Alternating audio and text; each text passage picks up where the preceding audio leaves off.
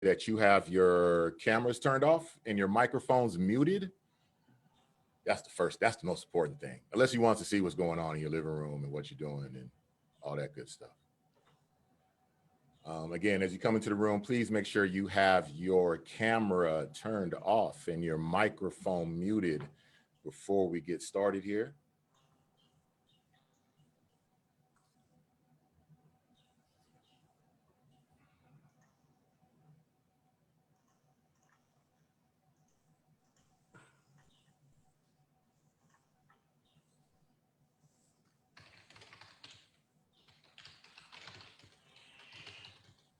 Just give everybody a moment to come to the room. My name is Ahmed Dents. Welcome to We Are Listening.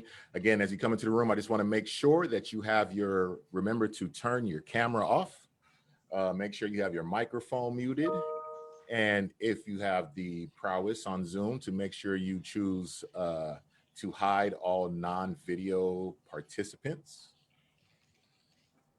And I'll just give it just a couple of more moments for everybody to get on in. And then we will get started.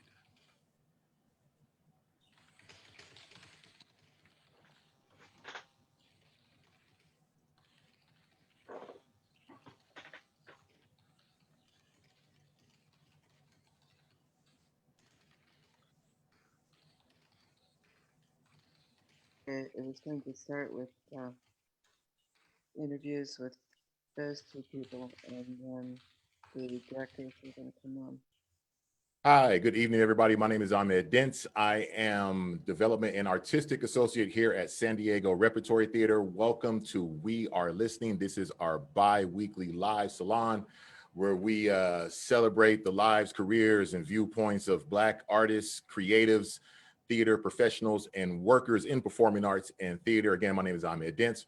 San Diego Repertory Theatre. We Are Listening is produced by San Diego Repertory Theatre in partnership with La Jolla Playhouse and the Old Globe.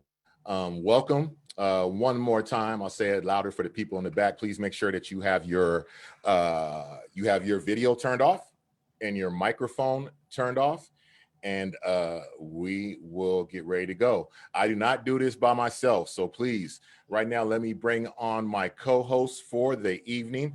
Please welcome La Jolla Playhouse Artistic Programs Manager and Local Casting Director, Jacole Kitchen. She is always here with me. And this guy, this other dude you see on the screen right here, this is the guy you guys never see who helps make this thing go.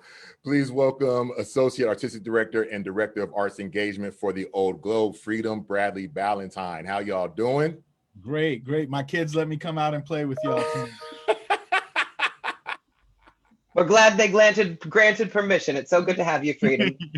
For those who watch normally, you always hear me and Jacole talking about the other head of the three-headed monster that you never see. This is the other guy. This is the guy who's always off in the wings.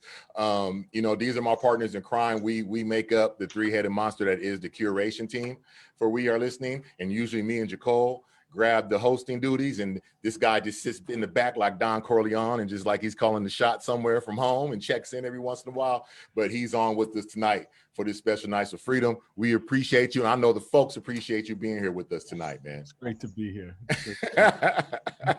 This is a really, really great episode, and I want to set the table for how this episode came to be. Again, if this is your first time, we're here every 2 weeks, and we do use this opportunity to celebrate the artistry, the careers, the viewpoints, the journeys of Black creatives, artists, professionals, theater workers in the performing arts. That's what we do every 2 weeks. And we're glad you're here to join us if this is your first time. If you've been with us before, welcome back. Thank you. I just want to real quickly give you a preview of what we got coming up. Coming up in 2 weeks on February 18th, Mr. Dahan Blevins, founder of Urban Warriors and the San Diego Kumbah Fest, will be joining us to actually give a preview of the Kumbah Fest this year, which is going to be presented virtually, coming up in just a few weeks in the last weekend of the month.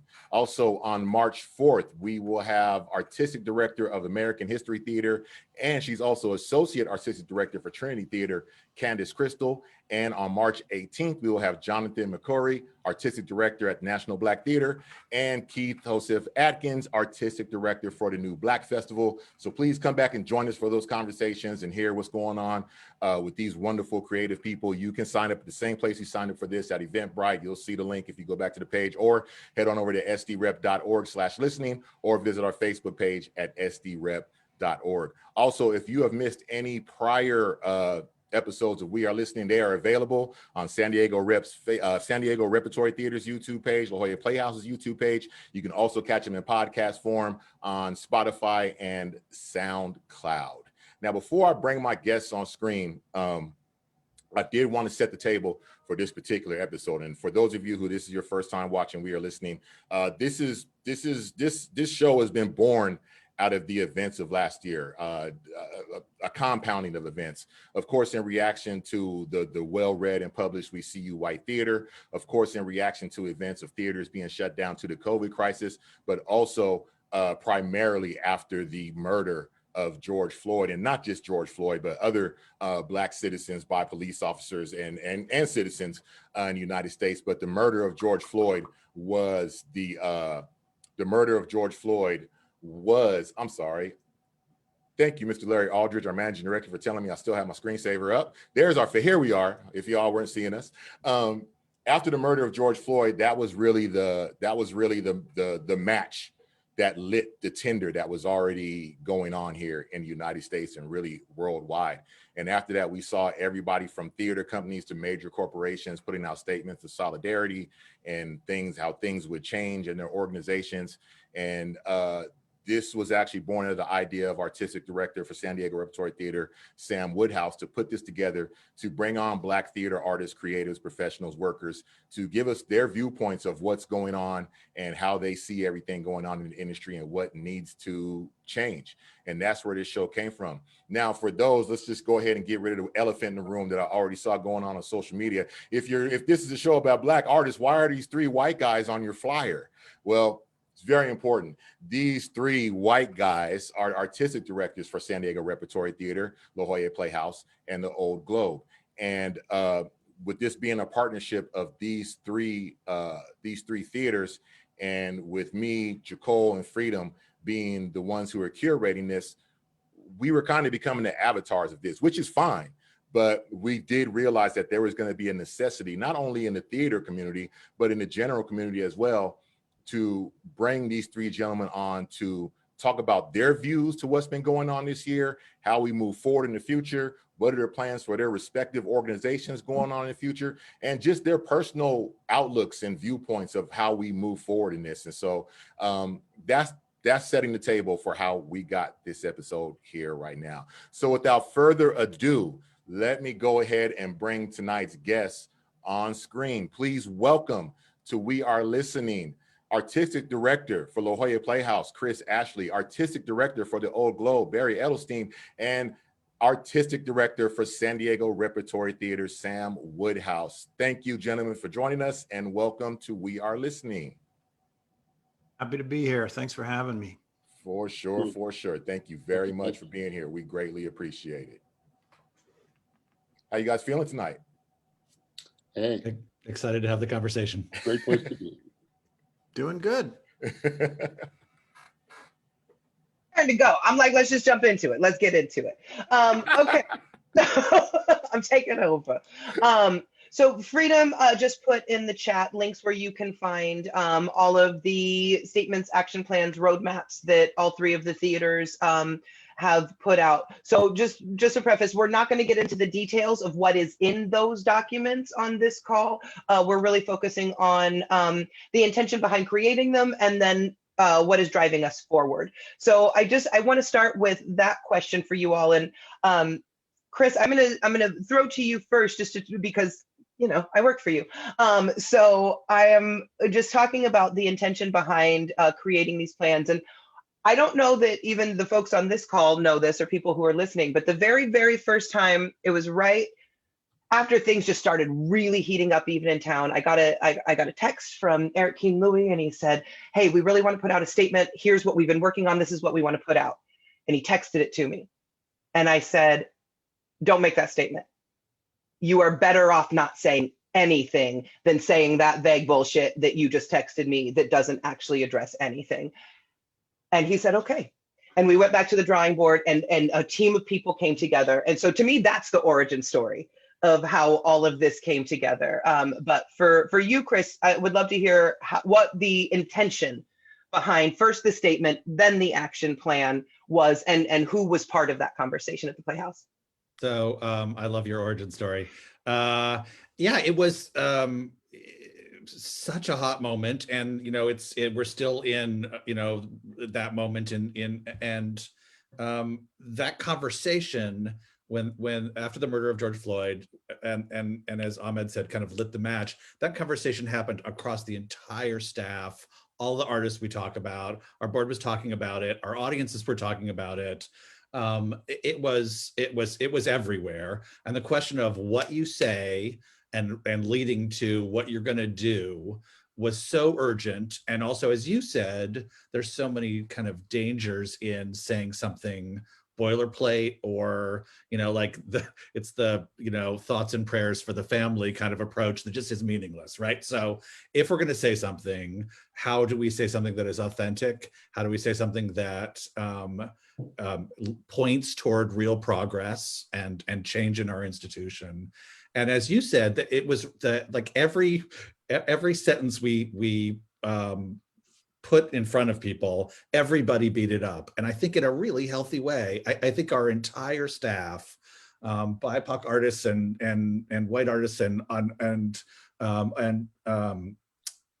everybody had powerful, urgent opinions, and everybody wanted really quickly arrived at wanting to figure out what is going to help take down barriers of access at La Jolla Playhouse for artists and for staff members and for audiences of color. There was really a feeling like there's some things we're proud of, but there's a lot of work to do at our institution, and this is the moment. Usually I'm sort of new to the Google document thing where everybody's changing the document as you go, but a lot of the language, we had that process, and usually that dumbs the language down. And I really do feel like in the case of the Playhouse, people were bold in a way that I admired. And every time we spend an hour with a paragraph, it would get stronger and bolder and more to the point. Thank you. I agree completely. And it was really fun seeing Chris's amazement in the Google Doc where everything is changing just instantaneously. Yeah. Yeah. That's one of the good things about bringing all of you together, because I know my process that we went through so intimately, but hearing your process over at the Playhouse is really just revelatory. I wanted to ask Sam, because I probably know the least about what happened over there at San Diego Rep. What was some of the process of creating the statements, that you all went through, and with the action plans, with the statements? Who was involved with that over there at the Rep? Thank you, Freedom.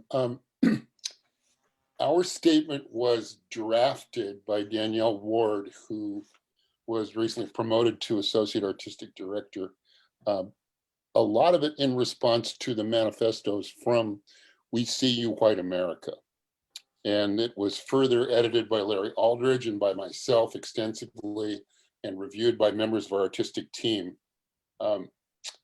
Interestingly enough, it's interesting to hear, Chris, your comment on how important the language itself is in the document, which I of course respect. And I would also posit that the spirit of what we've written is the critical, central thing to pay attention to from my point of view, which is essentially in our version of this action plan, is to what does it mean to become a truly diverse, inclusive, anti-racist theater organization? What does that mean? How does one get to that? And that's a fundamental question of what we've created. And then the second tenet is just a commitment to at least 50% representation by BIPOC people across the board. Board members, staff, artists, playwrights, actors, designers. So That's what we're working on, just a central core message. Barry, what about for you all at the Globe? Well, I want to start by just, if I can, just sort of step aside for 1 second and just say, I really feel very grateful to be here. I love the title of the show is We Are Listening, and that's really what I've been doing so much. I've been really trying to shut my mouth and listen. Listen to what the community is telling us, listen to what BIPOC artists around the country and BIPOC theater makers are telling us, and listen to what the Black community specifically and the broader BIPOC communities of San Diego are talking about their relationship to the Old Globe, how the Old Globe can be meaningful to them. And I've turned down a lot of invitations to sit on panel discussions because I really have felt it's a time for me to listen and not talk. And like my dad always used to teach me, I never learned a single thing when I was talking.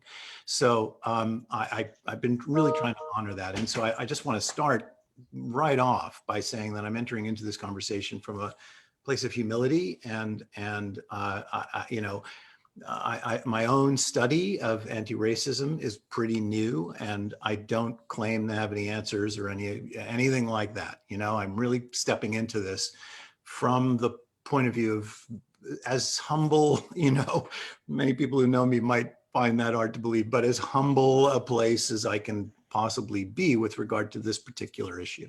But what I think I should say about the Globe is that the Globe's been on a journey for a long, long time. Craig Knoll, who was the legendary founder of the place, had an idea of community that really resonates with what a lot of the contemporary American theater is thinking about, enfranchisement of the community, equity, ownership of the institution by the whole community. And there were experiments over the years of, Shakespeare in Spanish and early on in the Globe's life, a lot of the local Black and brown theater makers here in San Diego working at the Old Globe. So it's been part of the sort of life of the Old Globe, recognizing that it's in the middle of Balboa Park. It's very central to this sort of civic imagination and civic identity of San Diego.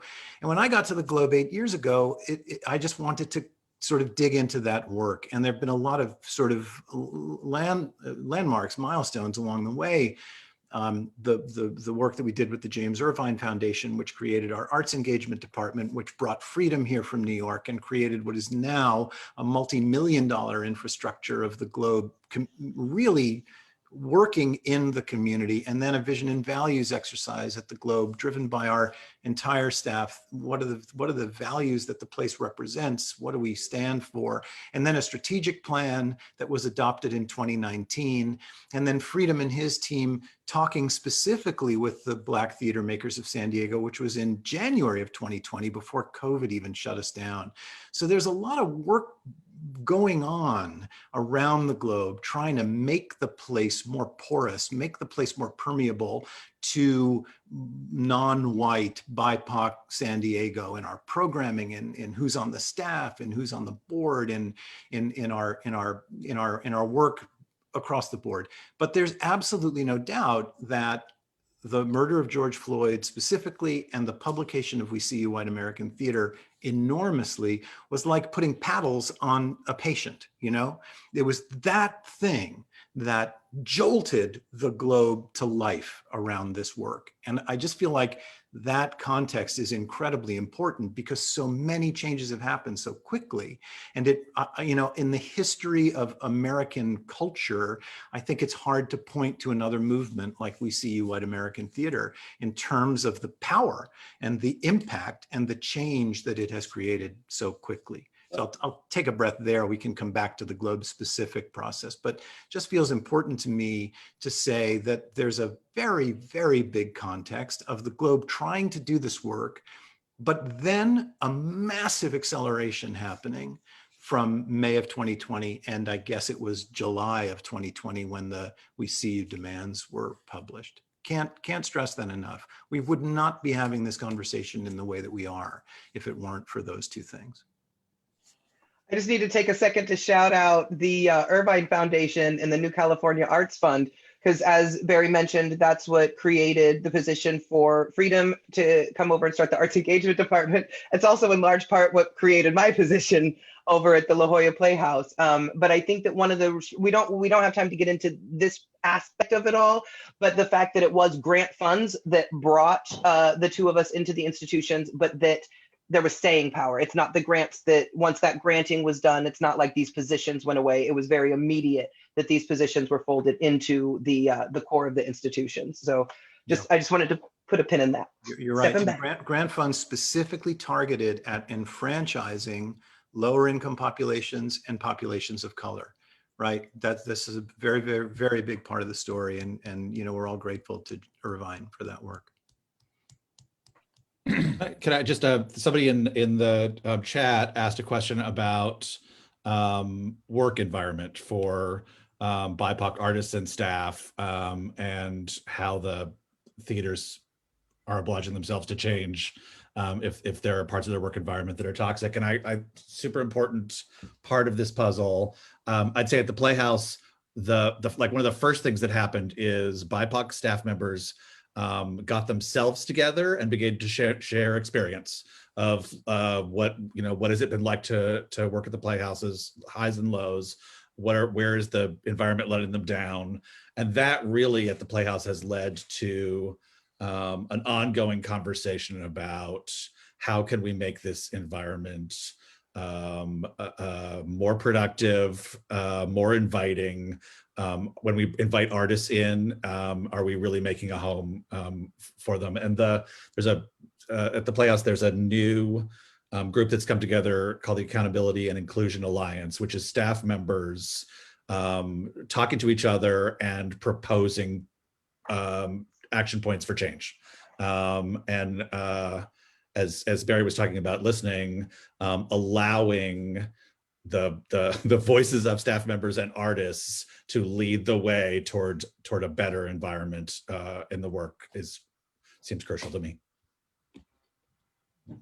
Yeah, Freedom, you were going to jump in there? Well, I was going to say, Barry had spoken about it a little bit, personally preparing and being, a neophyte with some of this anti-racist work. And I was wondering, what if any, Sam, you had spoken about, preparing for this meeting and saying you had 5 pages of notes that you wrote, that people wouldn't see. But that to me spoke to how you were personally preparing for this EDI, this anti-racist work. And I was wondering if Chris or Sam, or if one of you all wanted to throw that out there, what were some of the resources that you discovered through this process in preparation? If I may speak to that, try to do this quickly. I honestly feel my answer to the question begins in 1988. When I was in a grocery store in Golden Hill, and I suddenly was hit in the face that the group of people I saw in that grocery store was much more diverse than the people on our stage or in our audience. And that began a journey that's been going on for me since 1988, that some of you are aware of. We launched Teatro Sin Fronteras in that year with a play in English and Spanish, along with Jorge Huerta, Theater Without Borders. And since then, we produced 55 plays by Latinx writers, about 30 plays by African-American writers. In 1992, we produced a piece called The Life and Life of Bumpy Johnson by Amiri Baraka, with music by Max Roach, two of the giants of Black theater and music.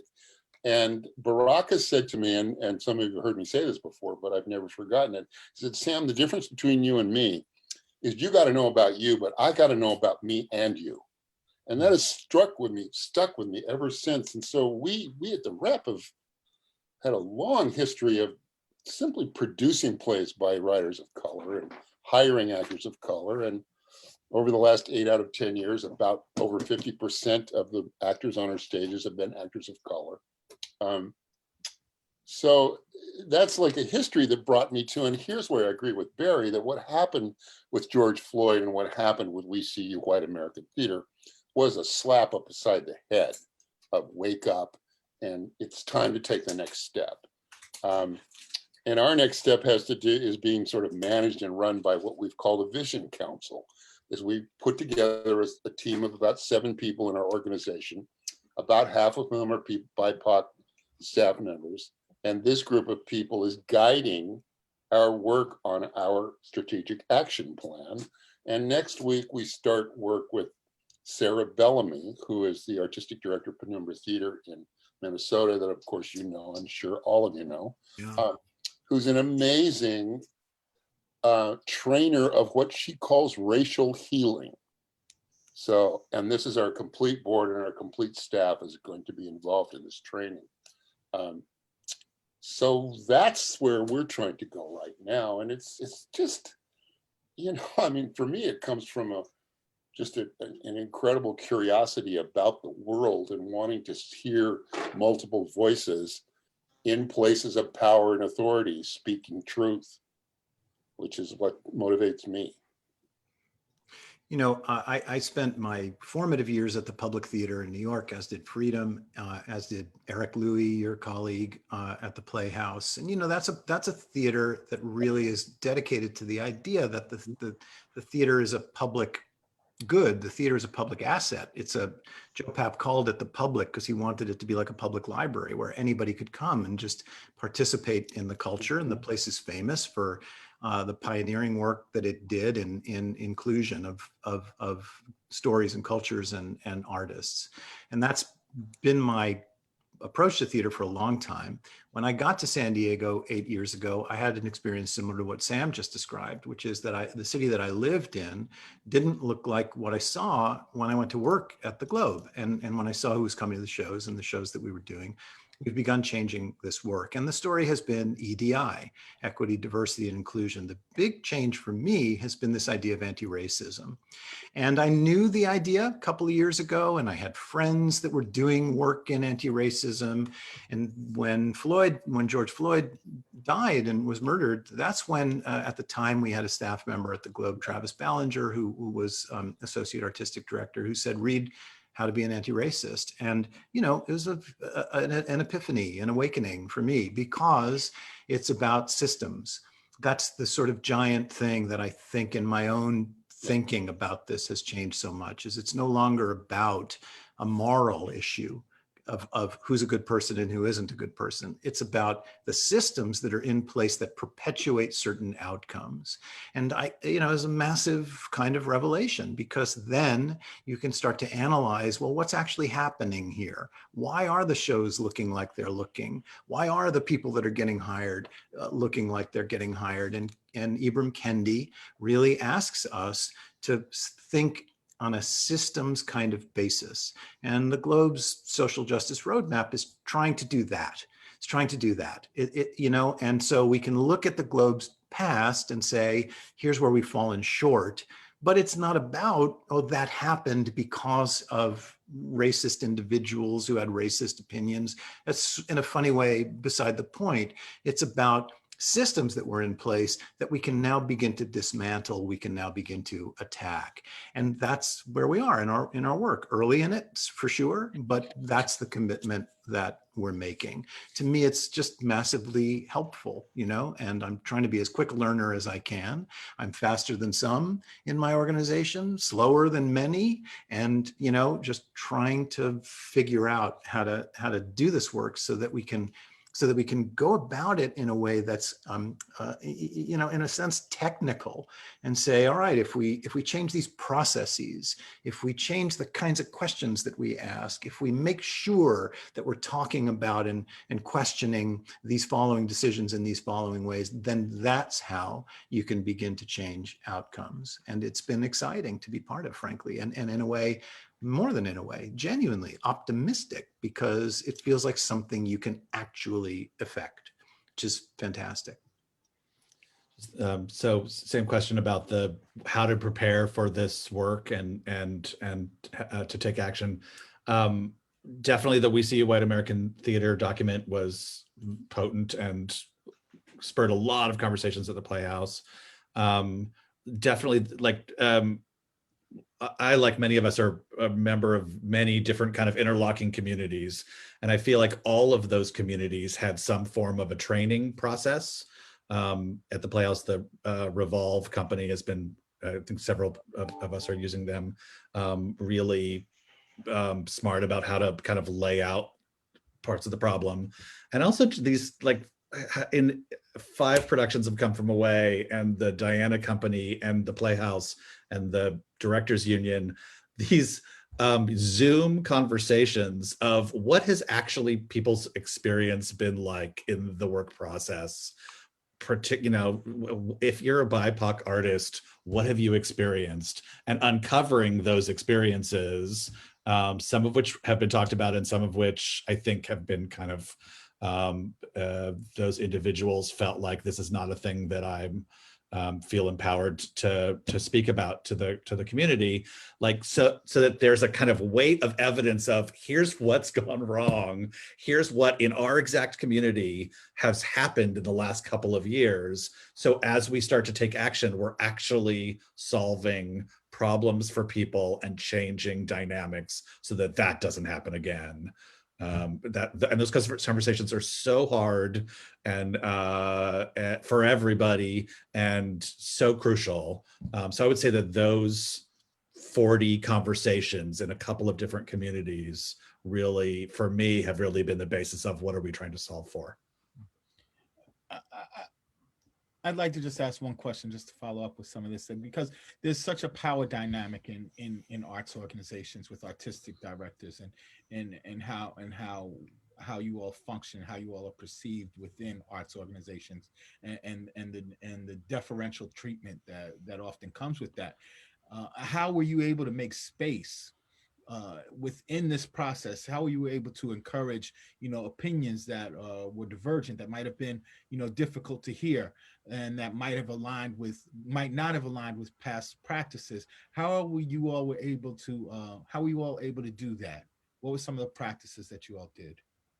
Well, let me start, Freedom. Look, it's strange to be in this conversation and me doing the talking, because you and I have had an extraordinary partnership going through this work together. I'm so grateful to you for your generosity and your openness, and I try very hard, and you can tell me privately whether I've succeeded or not in not making you carry the load of work that's about the experience of Black artists at the Old Globe.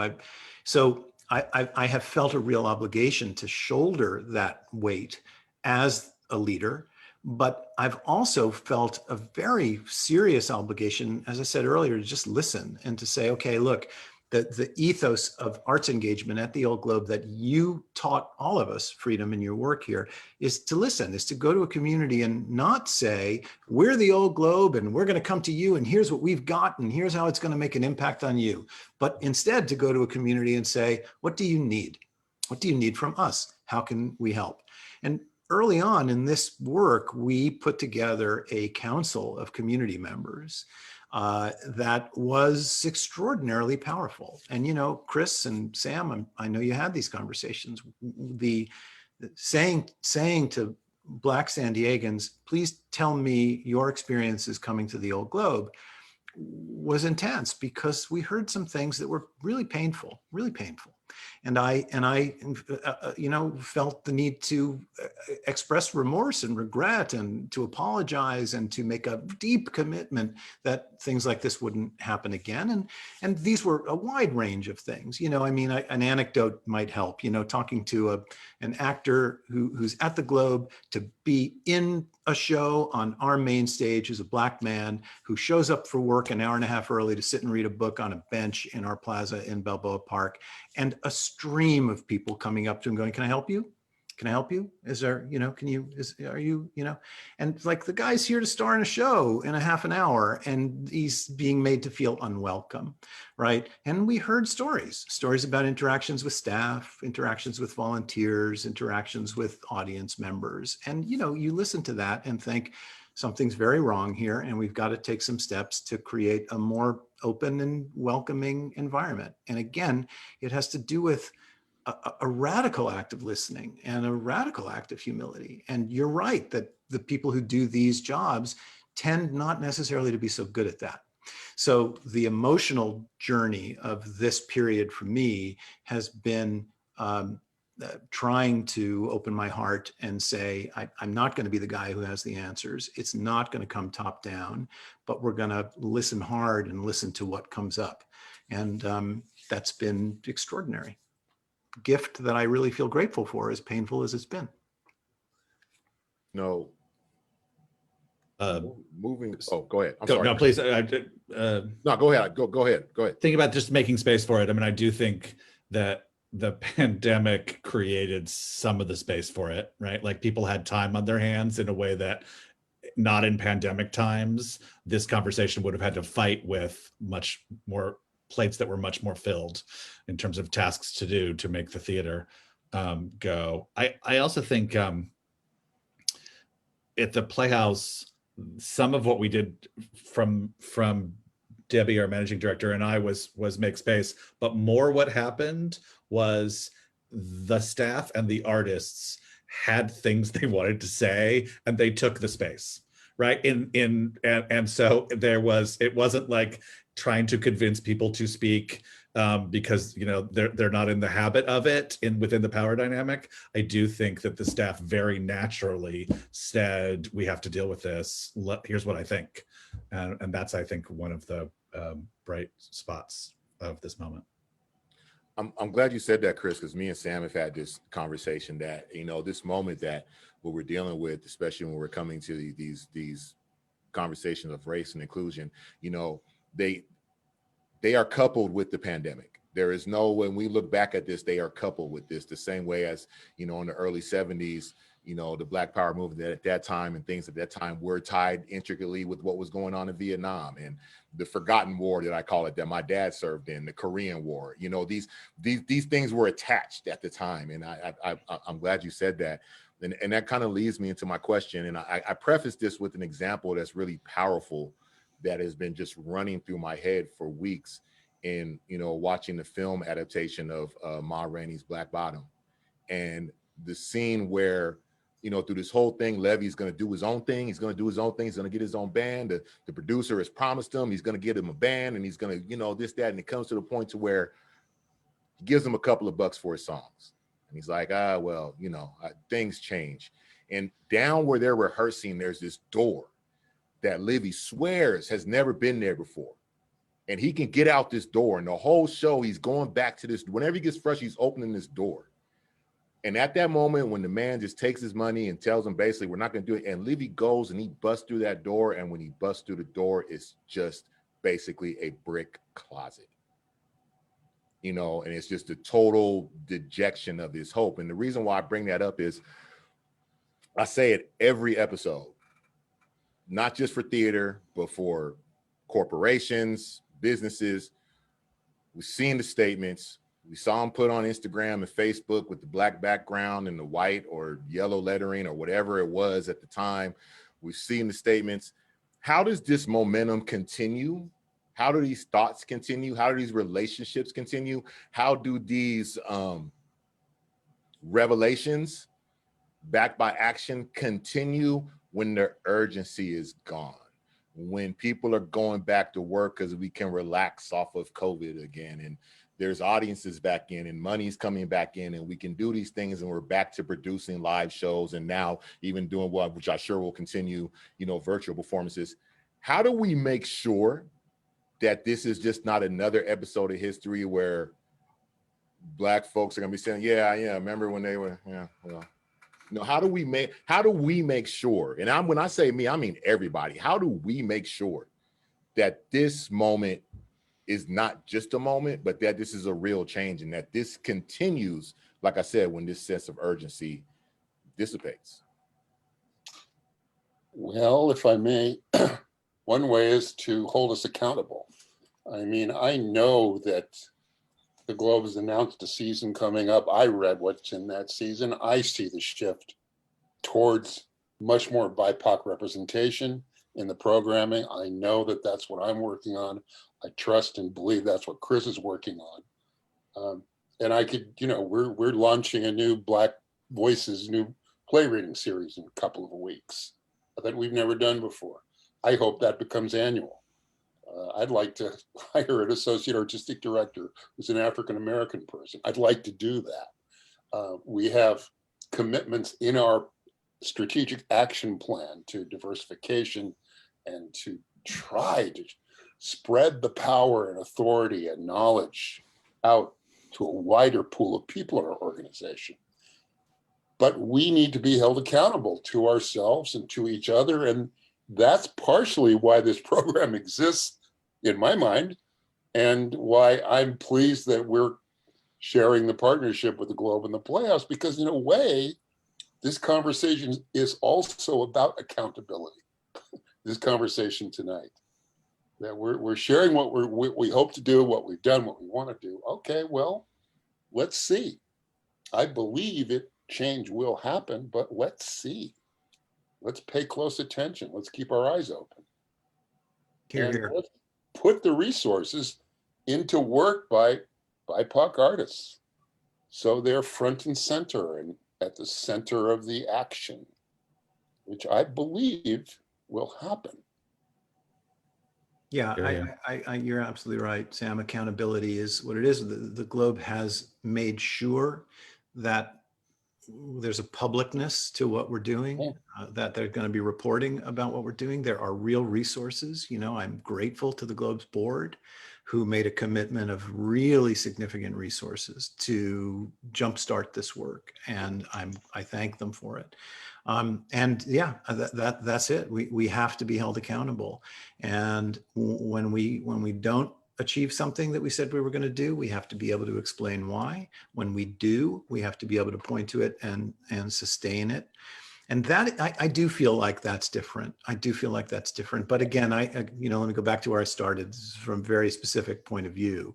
But there does feel like there's something different going on now, because the public nature of the commitments that are being made and the minute nature of the commitments that are being made feel a little different to me. Oh yeah.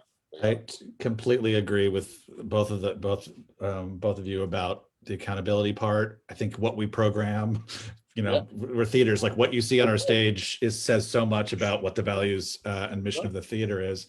I would also say who sits in what seats has like incredible power, and how we hire. Like, are we willing to go further than we have a job opening? We'll post it, we'll look through the resumes and we'll pick one. Like, are we going to actually try to open the door, try to recruit a wider, deeper pool for that job? Many theaters are in the process of promoting Black and BIPOC staff members, which is, I think, really healthy, although there's all of the issues of does that theater expect those staff members to solve this for them, or are they actually going to respect and give full voice, responsibility, and power to that person? I hope yes. And then there's our jobs. You're looking at 3 white guys running these 3 institutions. There's certainly some artistic directors who are sort of said, like, okay, my moment is over and it's time for more diverse leadership. I'm not suggesting that the 3 of us do that exactly this minute, but I think the question of turnover and inviting new people into the real positions of responsibility at these theaters is part of the answer to how is this going to have real staying power as a movement and a moment of progress. And Chris, I think that's the perfect segue into the giant Caucasian elephant that's in the room, because you are not calling for the 3 of you to step down at this point, but there are a lot of people who, in theory, are. I'm looking to you, Sam, because especially founding artistic directors, you've been at the head of that organization for 40. I left just after the 40th anniversary, so I'm trying to do really quick math, for 44 years. And so there are people who are saying, if you've been in your leadership position at your organization more than 15 years, if you are a founding artistic director and you are a white male, you should step down. Right. I would just love to hear what the 3 of you feel about that, or how, what are your thoughts on that? Because a lot of people are calling for it. I used to say that often, that the most direct way to address these issues at San Diego Rep was for me to quit and to replace me with a person of color. You heard me say it, Jacole. Mhm. And I've often believed that. And hopefully when I move on, which will be sooner than later, given I've been here plenty of a long time, that a person who comes into my chair will be a person of color. I personally am committed to that. I'm obviously not in control totally, but that's my personal interest and commitment. So yeah, I hear that call, and it makes sense to me. And frankly, we're seeing that in the country. I mean, there's a whole raft of high-level new artistic directors of color that are really making an impact on the field in the last year, actually. And we all seen their conversations, and glad to hear them and see them.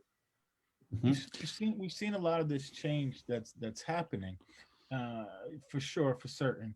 But you know, I'm friends with a few of those artistic directors, and my question is, you know, like once we're hiring, you know, this whole change that happens. Freedom, can we get your volume up a little bit? Sorry, we have this whole change of Black BIPOC artistic directors that are sitting there.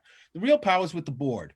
All right. So what are we doing with the boards? How are we making a way for these BIPOC artists to come in, if the people that are sitting in power haven't necessarily been prepared for these conversations? I'm wondering, you know, have you all put any thought to that? You know, like what are we doing with boards? So yeah, I will. Let me answer that as directly as I can. A couple things. First of all, you know, in the UK, artistic directors serve a decade and then go. I don't think the National Theatre of Britain has had an artistic director last more than 10 years ever. I think that's probably the same is true of Manchester Royal Exchange, the Royal Shakespeare Company, the big powerhouses in the UK. We just have a different culture here.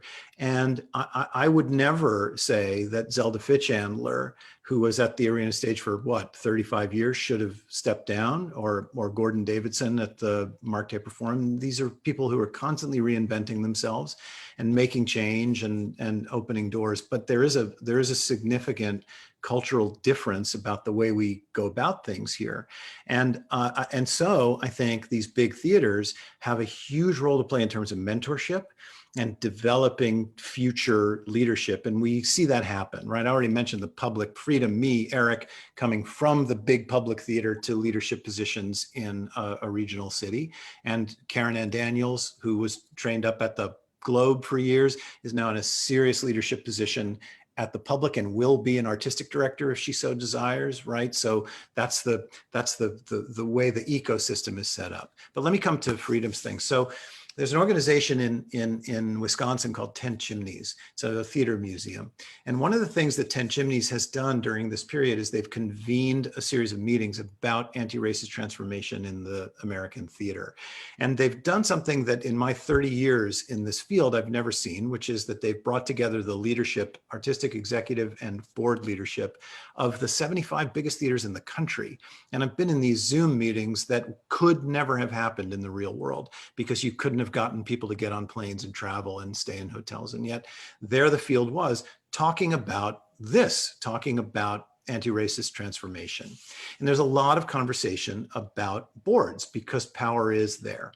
And it's about training, and it's about education. It's about who's on those boards and who gets to be on the board and hold the institution in trust for the community, how long they sit there, and also very importantly and extremely difficult, controversial thing about the power of money on a board versus the power of community on a board, and how to weigh that. Right? Is it just wealth that brings power, or are there other community values that need to be represented on one of these big community institutions, and how do we do that? So I will say that in our, as you know, Freedom, in our roadmap, there's a board component to what we're talking about. The entire field is thinking about this. And I think there is a kind of openness in my experience, right? And speaking for the Globe, there's an openness to thinking about systemic change in a way that we wouldn't have seen before.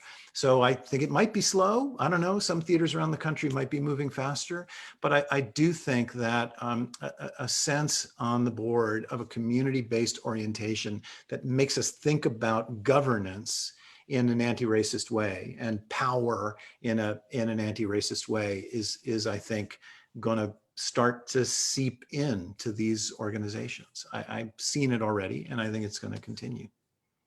I would completely agree with that. This is just a small piece of this, but in thinking about what skill set and who should sit in the seats on our board, one of the things our board just voted to do was to add 5 seats, 3 for artists, 1 for an educator, and 1 for a military aligned person.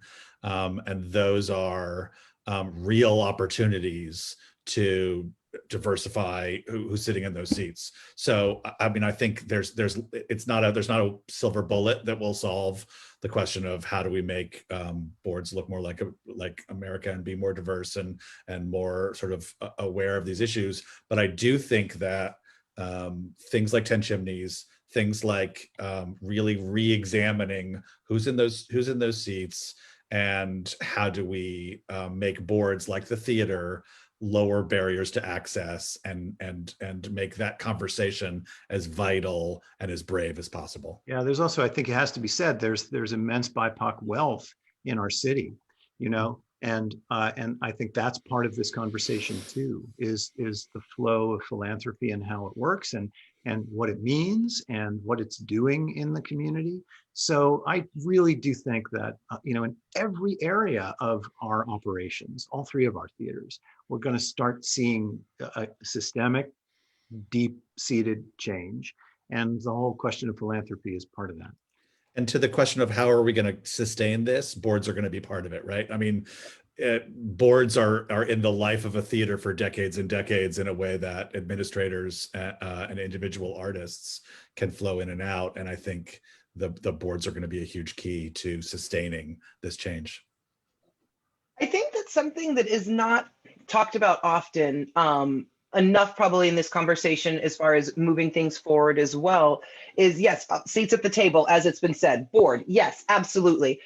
But I think that oftentimes we neglect to talk about how much the audience plays in some of this. And I'm thinking somebody had mentioned in the chat, like, oh, blueprints to freedom. And, you know, let's pat ourselves on the back. We've done these things. We're doing them. We're putting on stage. But there's things that I mean, I know for a fact that when we did Put Your House in Order at La Jolla Playhouse, a primarily BIPOC, it was a blackity black show. Let's say that. It was a very Black show that we put on stage. I know, Barry, I understand a while ago when you all did The Rainmaker and there was a Black Starbuck that was in that, the shock and awe that came from the audience of how dare you put that, take this classic, our classic character and put a Black person in there. And the rep, when you, I mean, again, Sam, you're talking about the history that you all have with this, and your audience may be just a tiny bit more progressive than the others, but I can say when we did Honky at the rep, when I was still at the rep and we did Honky, Ahmed had to answer, because he was in the box office, the point. Ahmed was having to answer calls from people saying, literally, and I quote, "You wouldn't do a show called Nigger. Why would you do a show called Honky? That's just racist." Right. You know? And so, yes, there is that. We can push, we can do all these things, we can commit, we can hold accountable, but the audience takes a place. So I don't know if this is a risk reward question or just how do you address, because there is going to be pushback. I mean, we've all seen pushback. Even in putting statements out, we got pushback. What, you believe in celebrating BIPOC voices? I'm leaving the theater. Like, these are the reactions that we're getting from people. So I would love to hear how you all are planning and thinking about addressing the pushback that is going to come with all of this, and has come with all of this. I don't know what you guys are going to say, but I'm going to say, Jacole, if somebody said, "Oh my God, you're putting all these BIPOC artists on stage, I'm leaving the theater," I would say, "Here's the door. I'll open it for you. You can leave." That's always been my like that. Okay, there's a bright line, and if an audience member is so far from the values of the theater, maybe this isn't the right theater for you, is one important thing. I also have to say that some of the anti-racism training, I love the concept of working from calling out to calling in, like what are techniques to try to actually convince people toward a more progressive stance, and so surely it's a mix of taking a stand and also calling in. Yeah, I mean, look, we also did a Hamlet where the company was 60, 70% Black, and it was the most successful Shakespeare in the history of the Old Globe. So, one could say, well, Shakespeare, that's a different kind of thing. Yeah. So I don't know. The evidence is mixed at the Old Globe, and at the Old Globe in the past 8 years that I've been there, while there have been exceptions, diverse casting and diverse material has been successful at the box office. And then that creates its own momentum, starts to develop an audience. But I will say this, Jacole, and you know this because you're deeply involved in work in the community. When Freedom first came out here and we were talking, and I said, listen, we're going to be able to move super fast in terms of getting work out into the community. First, we're going to have the jet fuel of Irvine. But second, there's just not a lot out there, and you pour a little water on a desert flower and it blooms. And we went from very few community-based constituents to something like 50,000 in just a handful of years. It's amazing how quickly we went. Our audience changed more slowly, because there's a transaction involved of a very expensive ticket and time and coming to the Old Globe as opposed to us going there. So I think one has to accept that there are different timelines here, but what's starting to happen is the things are beginning to overlap. So these community-based constituencies that we're enfranchising in our work are starting to come into the Globe, especially now in this moment of the pandemic. So, we're seeing there's a change taking place for sure. Now, look, some people are going to vote with their feet. I think the very important thing is to make sure that we say to our audiences that just because it's BIPOC doesn't mean it's less than. We know this. The talent in the United States of America is extraordinary. And, the thrilling, brilliant work can take place. And then people will get excited about it, I hope, I believe, and other people will say that's not for me, and that's theater. That's theater. And Sam, just sorry, did you want to say something? No, go ahead. I also, I don't know how you convince big parts of America how to open their hearts and open their minds. But I do think that theater is a self-selecting group. By the time you've had the impulse to walk into a theater, you want to engage with something. And I do think that theater goers can change their minds and embrace new ideas in much greater proportions than the parts of America who I can't understand and don't go to the theater. So that makes me hopeful that the people who want to see theater, I think, are capable of change. Yeah, I think you're right. There's a question in the chat. I think the system of subscription models also is a major barrier in diversifying audiences. Have any of you all talked about, trying to change up some of that, some barriers, some of the financial barriers that are affecting people's participation in theater? I know that's a big giant question, but has anybody put any thought to that? Well, yeah, I mean, Larry Aldrich, our managing director, likes to say you can come to the Rep and pay between $10 and $90. And he's right. There are opportunities to come and see almost everything at a rate that's very, very reasonable, and certainly in the categories of first-run movies. You just have to know how to buy that ticket. Subscription's something else. Subscription is a different animal, and it's I'll let my friends talk about subscription. I want to make a case for part of what subscription does for theaters, because there's no question that most theaters' subscription bases are less diverse than their single ticket buyers, and that people are more comfortable going into a theater where they see other people who look like them, right? So a not diverse audience, it creates a new obstacle for someone who came in once and may never come again if they don't see themselves sitting in other seats.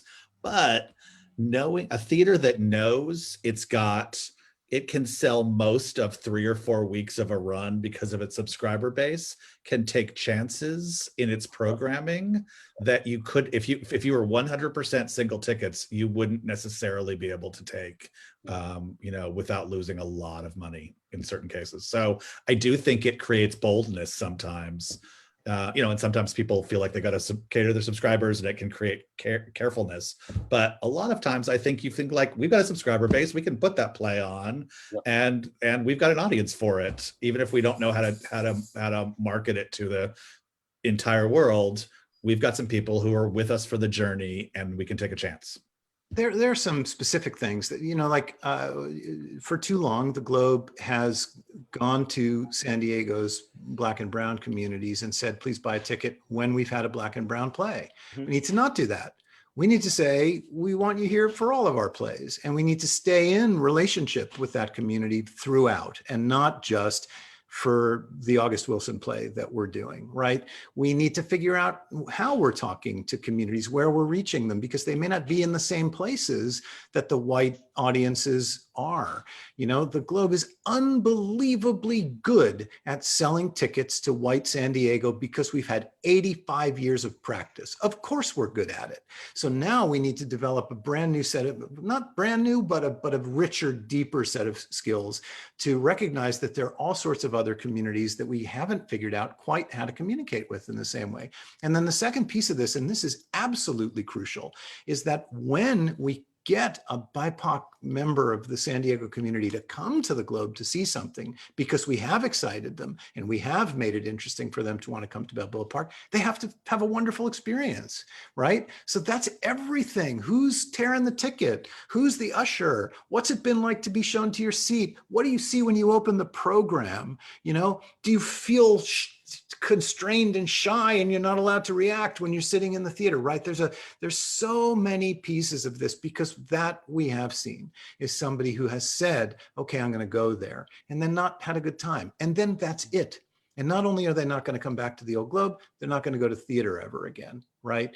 And that's where, decentering, if I can use a word that I've learned, right, in my work on this, saying, I have spent my entire life going to the theater. I feel it's my place in this world, and decentering my experience of going to the theater to understand that we need to make space for others to have that experience and that connection is absolutely crucial. Absolutely crucial. Barry, you said something about when people come into the theater and who they see, and it's kind of a perfect segue. I think when Freedom was on here as a guest, this is probably the first time we really dived into this about the pipeline, the pipeline in the theater. I think me and Freedom both, talked about, for us, there would be no working in theater because we needed to work. And I think one of the main things that I see is that we don't see a lot. When I first went to my first national conference for ticketing, which was actually here in San Diego, out of about 1,200 people, I could count the Black people on my hand. It was literally like 5. And one of them was Nikki Cooper, who used to run the box office at La Jolla Playhouse. You know what I mean? And it was because I didn't know anybody who looked like me who did what I did. I didn't know anybody in theater who was Black like me, a male, Black, big like me, who worked in theater, who did box office, who did ticketing, who did system administration, who did IT. I didn't know anybody, didn't know anyone to look up to see what this path was to walk. And one of the things we're talking about is the pipeline, as far as there's a lot of volunteer work and there's a lot of internship work, which is great. But I also feel like there's opportunities for us to open up positions in front of the house, and places like that, to where we could take young people. If they can go serve fries, they can come into the theater and learn how to usher. They can come into the theater and learn how to work behind the counter if they're not selling alcohol, if they're too young. They can learn these skills. And while they're learning these skills, they're also learning how to interact with people on varying financial levels. They're learning hospitality skills along with technical skills. What are your thoughts on ways and how we open up that pipeline to those who they can't afford to take an internship, but they're interested in working in theater, they're interested in learning the business? How do we go about opening up the pipeline to these young people who do want to be in this, but hey, you know what? I got to work though. I got bills to pay. Mom and dad ain't rich. They can't afford to send me here to do it for free. I need to get paid to do it, but I want to do it. How do we open that up? How do we widen that door? Well, if I may, Ahmed, you know this, that in our strategic action plan is the action plan item, the goal of hiring young people, essentially, with a focus on people of color to be in our usher corps and paying them to be there. So when people come to the theater, they see a diverse group of hosts, if you will, welcoming them, taking their seat, pouring them the Coke. That's just one tenet in our plan. And I look forward to that day, because I would love the idea that the people who welcome the audience to the theater look like the community of San Diego, and they don't yet. Total, and Jeanette just said in the comments, paid internships, right? So I think you both said a version of this. We're going to shift away from unpaid internships so that every internship is paid starting as soon as we get back on stage. That's one thing. And it's also up into the step before that, commitment to sending theater into young people's lives, right? It's like whether it's the sort of Globe for All of the Globe does, or the pop tour at the Playhouse. Like, there are, economically stressed schools that are not going to have the arts unless institutions like all of the ones that are on this call today are making a commitment to send art into the schools and creating that excitement and sparking the imagination, and then following it up on, there's also a career here to be had, and really recruiting there. Yeah, I would add only this, that, if you read through the Globe's roadmap, 4 phases over many years, and you'll see that 80% of it are things that audiences won't see, right? So there's a lot of talk in it about what plays we're going to be doing, who's in those plays, what actors are in those plays, all of that. That's absolutely there, but it's like an iceberg.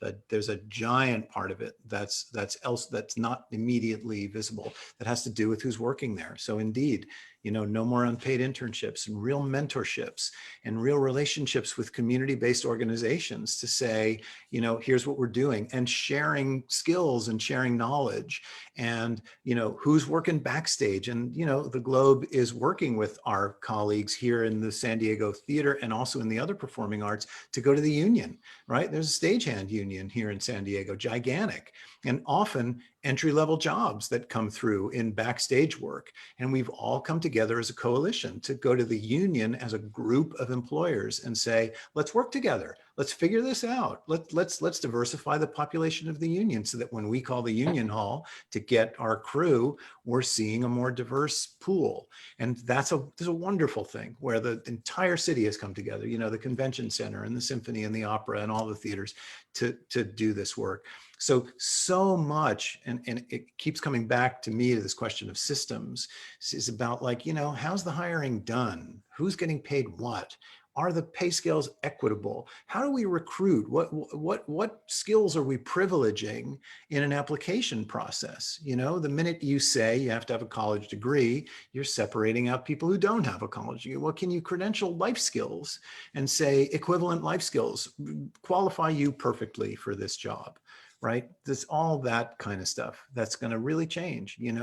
Check back in 3 years, 5 years, the theaters in San Diego are going to look massively different, not just on their stages, but throughout the institutions. And they just will. I see a question in here from, I think your name is Rivian, and I will not butcher your last name, Rivian. And because I can answer this question. The Globe goes to schools, but not in the way that you might remember it. We have partnerships with several schools when we do our student matinees.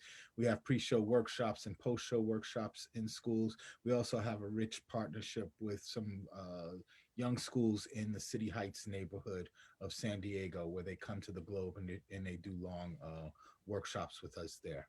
So yes, we do it, but I don't know the way that it was done before, but that's my specific area. So yes, we do. Jacole and I talk a lot also about the sort of authenticity of the engagement, right? Trying to move away from transactional, we got to sell a ticket to the show, and move toward the idea that there's a longer term relationship and investment in each other, with all the partnerships that we're creating, and making sure that there's listening, that there's a commitment to each other that transcends the moment. Mhm. Yeah, I love that Barry said earlier, like that when you first entered into this conversation, sitting down with Freedom, it's like, all right, we got the fuel, let's do it. It's going to go. We're going to make the changes. It's going to happen. And just, it doesn't. It does. I mean, what's the old adage in business? You can have it good, you can have it cheap, or you can have it fast. You know, and really, if you're wanting to do this work, it's going to be slow and it's not going to be cheap. I mean, somebody put it in the chat. It's an investment into the community, and that's not just a time investment. You know, time and energy. That is money. That is reallocating resources that might go to a season show that might not be readily available at your theater, but a commitment to reallocating those resources to go in and have the conversations and compensating people for, because that's the other thing we do a lot of times is ask people for their expertise and then go, thank you, Black person, thank you, person of color, for solving our problem, and walk away. And now the idea of really making sure that that we're compensating the experts that we're bringing into the room. And so yeah, this is not cheap and this is not fast, and we're going to do it well. Here, here.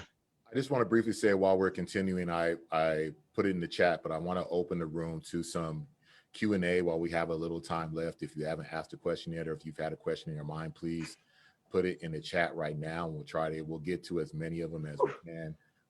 We are getting a little bit short on time. I'm trying to go through the chat right now and see if there's something that we didn't ask yet. This was the most active chat we have ever had on the show. I have never, woo! People are passionate with their fingers today. I love it. Jacole, Freedom, have you seen anything in the chat? I just remembered something else, though, to go back to Rivian's question that she asked about schools.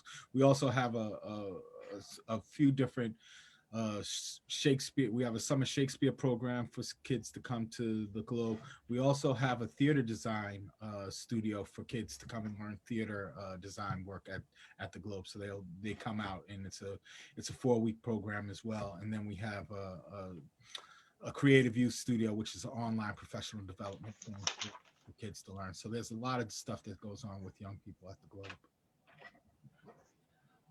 I do want to address a statement by Catherine. Catherine Lewis said there's not enough women in this conversation. What is that about? Let's get into that. Let me take it broadly first. This is one episode. I encourage you to go back and look over the breadth of We Are Listening to see what is represented here. But let's talk about that question. What the screen you're looking at right now. I could talk on my screen. On the top row is me, Freedom, and Jacole. We just represent the curation team here. But I think what you're seeing is exactly what we're talking about. We are looking at right now a room where we have 3 artistic directors that are white males. You know what I mean? And with me, Freedom, and Jacole on this team, it's an odd number. It was going to skew one way or the other. Remember, but no, I do want to address this. I appreciate you saying that, but I want to address this. I will say that the theater arts in general have a lot. Like I'll say the Playhouse has a lot of women in leadership as far as people who are at that director level. A lot. That is not the norm. That is not the case. I remember very early on, feeling real cocky and confident. I was having a conversation with our then managing director, Mike Rosenberg. And I said, y'all hired me for a reason. There's nobody better that you could have brought into this position in this moment right now. And it's a really good time to be a woman of color working in the arts. Like, I know I'm in a good place. And he said, yeah, but to what level? At what level is it advantageous to be a woman of color in the arts? Because again, we don't really talk about we haven't addressed One Theater, One Story very much on this show in general, not on this episode at all. But that picture, that One Theater, One Story was supposed to be representative of all of the theaters in San Diego. And yes, there were some men represent, I mean, there were some women represented on that, but it was very heavily skewed male. Sometimes at the artistic table, Sam, at the Rep, I was one of very few females. Before Patrice came on, it was me and Danielle that were really fighting for voices at that table. So yes, there is an issue with that. I noticed it very quickly when I was preparing for this show, realizing I'm going to be the only female voice on there. And I don't think that this ratio is all that skewed to and when you're talking about leadership.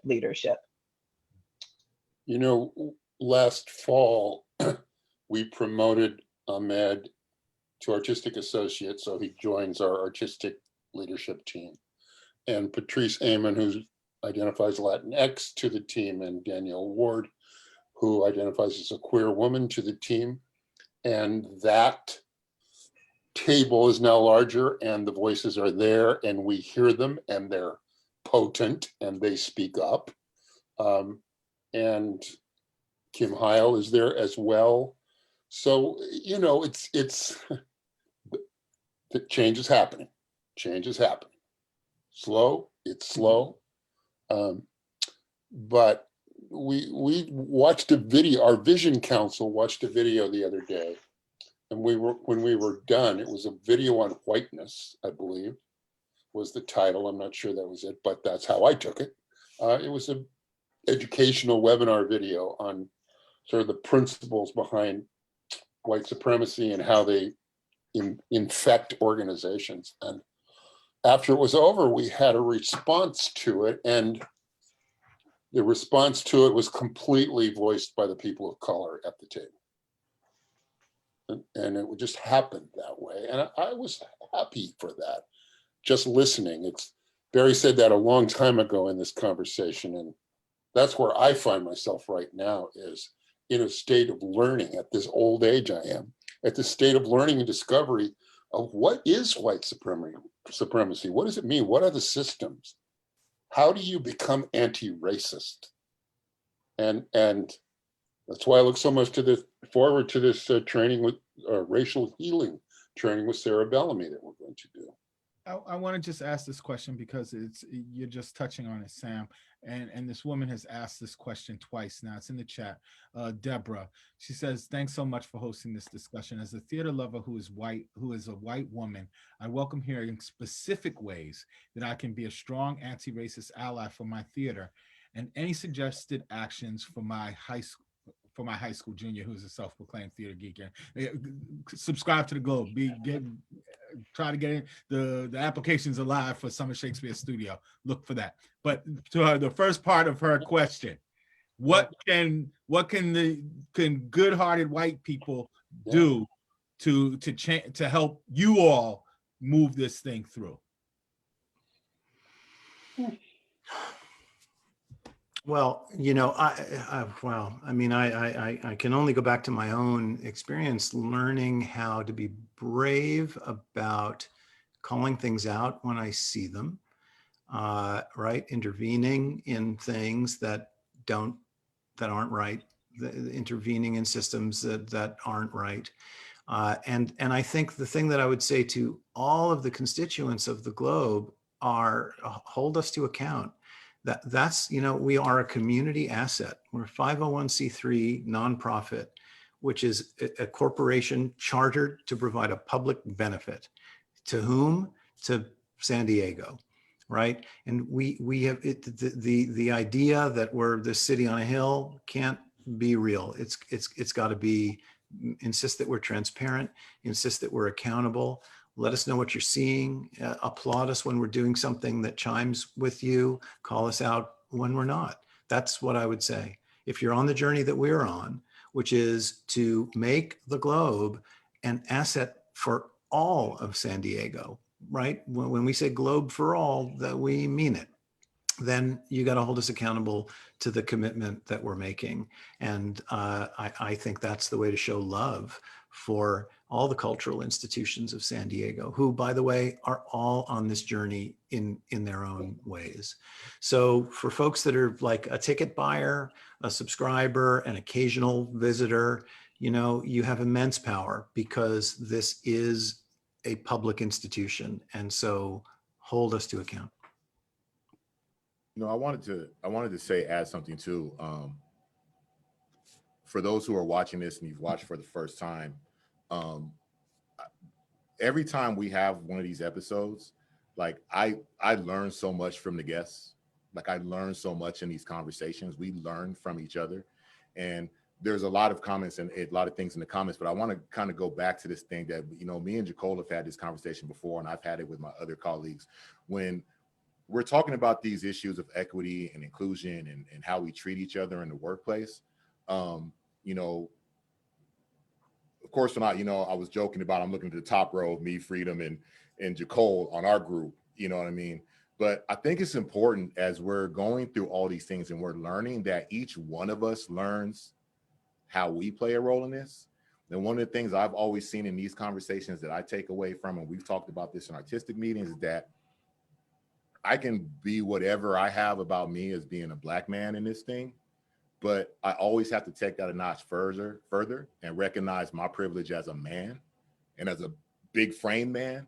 So I've sat in meetings and understood and heard people say things that I'm like, oh, I know you got away with that because you're a dude. You got away with that because you're a man in this room. You got away with that because you can throw your weight around, and a lot of guys don't know it, but they physically throw their weight around. And I sometimes just said stuff just because I was the other big guy in the room and I just could. just to be like, you're not the only big person in this room. And I think that's important in these conversations. Freedom, telling you, like, I think that's important. We have to have that humility as we sit here and learn from each other. And even us as Black artists and workers and creators, we have to understand what is our role in pushing these things forward. We have three Black people on this call right now who we're avatars for people who don't speak up like us. We just happen to be very loquacious and very outspoken people that work in this thing. Like we just happen, yeah, you too. We just happen to be people who are very outspoken and we really speak up for ourselves and our colleagues, but everybody doesn't speak up like that.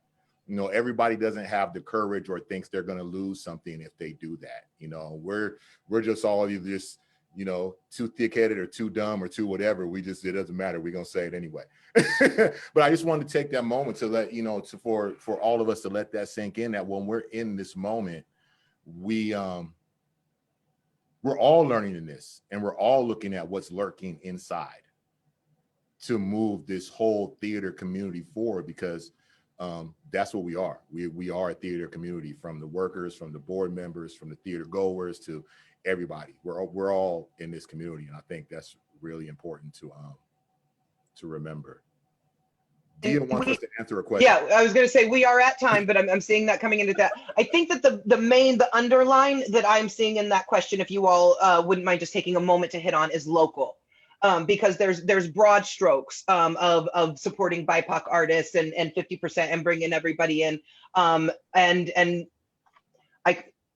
going to stop editorializing. The local. How are we making sure that we support the local BIPOC artists? So can I just say that my top row is Ahmed, Freedom, and me. So I just want to.